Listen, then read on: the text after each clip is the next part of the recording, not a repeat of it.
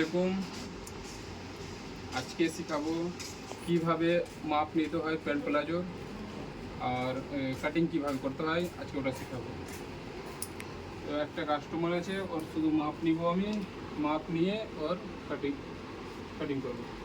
এখানে কোমর আছে, কোমরে এখান থেকে মাপটা নিতে হবে। কোমরে মাপ নিয়ে একদম নিচে অবধি ওর লম্বা আসছে 33.5 ইঞ্চি। 33.5 ইঞ্চি লম্বা হয়ে গেল।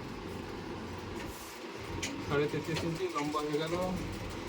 এবার কোমরে মাপ নিতে হবে। হাতটা তুলে দেন, একটা সুন্দর করে কোমরে মাপটা নিতে হবে।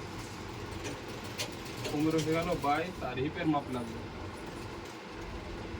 হিপের মাপ হয়ে গেল 28। কোমর হয়ে গেল 22, আর হিপের মাপ হয়ে গেল 28। এবার পায়ের মুড়িটুকু মাপ নিতে হবে। পায়ের মুড়ি মাপ নেওয়ার জন্য এখানে সুন্দরভাবে নিচের দিকে ফিতাটা ঘুরিয়ে মাপ নিতে হবে। এখানে ওর 11.5 ইঞ্চি আছে। তো পায়ের মুড়ি 11.5 ইঞ্চি আছে। এই গাড়িটি দেখো, এটা একটা মাপ হয়ে গেল। এই মাপে একটা প্লাজো কাটিংটা হবে। এদিক করে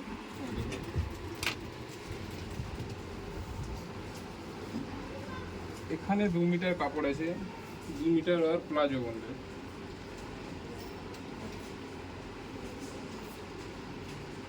কাপড়কে এরকম 2 ভাঁজ করে দেবে লম্বাতে। ভাঁজ করার পরে টেবিল এরকম বিছিয়ে নিতে হবে। বিছিয়ে নিয়ে এরপর 4 ভাঁজ করে নিতে হবে।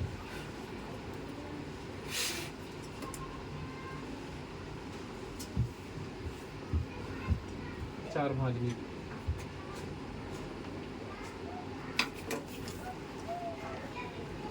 দিকে। এখানে একটা বুঝের আছে, কোমরের সঙ্গে হিপের সঙ্গে 10 ইঞ্চি যোগ করে নিতে হবে। 10 ইঞ্চি যোগ করলে তোমার 38 হয়ে গেল। 38কে আবার 4 দিয়ে ভাগ করতে হবে। তো 38কে যদি 4 দিয়ে ভাগ করি তো তোমার 4 বাতি 4 নং 36, 4 10 4 নং 36 হয়ে গেল। এদিকে 2 নেমে গেল, দশমিক নিয়ে 0 নিয়ে নিলাম, আর 4 5 20 এরকম করে বের করে নিতে হবে। তো 4 দিয়ে এটার জন্য ভাগ হলো। এখানে 4টা পাল্লা আছে, 1টা 2টা 3টা 4টা পাল্লা আছে, তাই 4 দিয়ে ভাগ হলো। এখানে আমি 9.5 ইঞ্চি এটা পেলাম।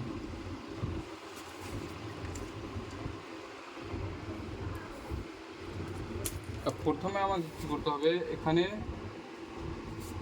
এলাস্টিকের জন্য 2 ইঞ্চি কাপড় বাদ দিয়ে দিতে হবে। বাদ দিয়ে দিলাম। এবার আমাকে লম্বা নিতে হবে। লম্বা আছে 33 ইঞ্চি। তো 33 ইঞ্চি আছে, তো 33 ইঞ্চি আমি নিয়ে নিলাম।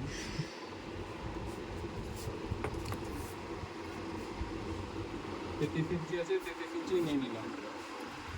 পায়ের মোহরিটুকু আছে 11.5 ইঞ্চি। তো 11.5 ইঞ্চি আমি অর্ধেক করে দিলাম। তোমার 5.5 11, আর 2 সুত নিয়ে 11.5, আর আমি 1 ইঞ্চি মার্জিনের জন্য নিয়ে নিলাম। ঠিক আছে, এখানে আমাকে 2 ইঞ্চি 2.5 ইঞ্চি আমাকে কাপড়া এক্সট্রা নিতে হবে মুড়ের জন্য। এই পাট্টিটা একটু চওড়া থাকলে দেখতে ভালো লাগে। এবার এখানে 9.5 ইঞ্চি আউটপুট বেরোলো। এবার মার্জিনের জন্য, সেলাইয়ের জন্য 1/2 ইঞ্চি আরও নিতে হবে। তো আমি টোটালটা 10 ইঞ্চি নিয়ে নিলাম। এখানে আমার হাই বের করতে হবে। এখানে হাই যদি নিই, দেখুন এখানে যদি আর হাই নিই, তো হাই ওর 10 ইঞ্চি এরকম একদম ঠিক আসবে। 10 ইঞ্চি ওর হাই একদম ঠিক আসবে। তো আমাকে সেলাইয়ের আগে 11 ইঞ্চি নিয়ে নিতে হবে। এখানে আমি 10 ইঞ্চি নিলাম, এখানেও আমাকে 10 ইঞ্চি নিতে হবে। 10 ইঞ্চি নেওয়ার পরে 1 ইঞ্চি আর নিতে হবে বোল্ট সেট করার জন্য।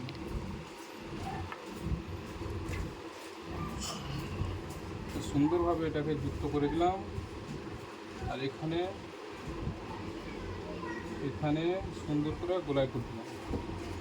এটা গোল হয়ে গেল। স্কেলের সাহায্যে যে মার্জিন ছেড়েছিল ওখানে সুন্দর করে দাগ দিয়ে দিলাম। আর হয়ে গেল দাগ দেওয়া শেষ।